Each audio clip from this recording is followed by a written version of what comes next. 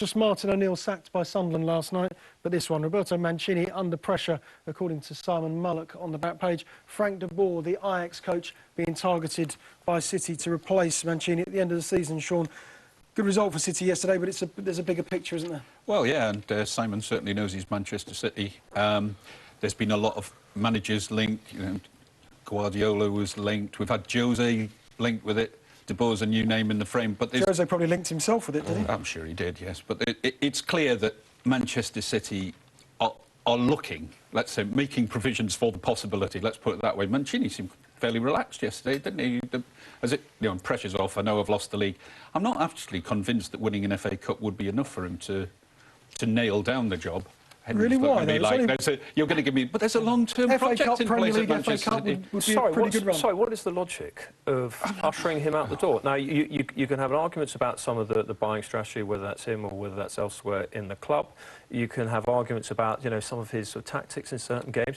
But you know, if you ask a Manchester City fan, have they enjoyed the sort of, you know, the last 3 years, and do they sing Mancini's name home and away? Yes, they do on both counts. So, you know, coming back to this whole thing about sort of ushering managers to the door too quickly, I don't understand that logic. Give him another season. He would have finished second, first, second. You know, he's won the FA Cup. He's got a chance of winning another FA Cup as well. So, you know, is that necessarily a terrible record? The culture of the club, though... Sorry, the answer is no. So why, you know, why get rid of him? Yeah, but it looks like the culture of the club is changing now, that if they're going to change a manager, they don't do it mid-season. They're going to do it at the end of a season, so they've got time to prepare. That seems to be part of their strategy now. I mean, there'd be no reason for them to change it mid-season. I actually agree with Henry that I would like to see Mancini give him more time. I don't think, by the sound of it, he might be. They might actually go for this change. No, I just think there's interest. I think they probably will. Yeah, I do get the vibes that actually they think Mancini long-term isn't the man for the job. I mean, I personally can't see that he's done a great deal wrong. Contract till 2017. Yeah, but Sean, these guys... I know. I'm just worried they give the compensation will be absolutely irrelevant to these guys. I think it's interesting, you know, the dynamic of Mancini and the players has always been one of the interesting things.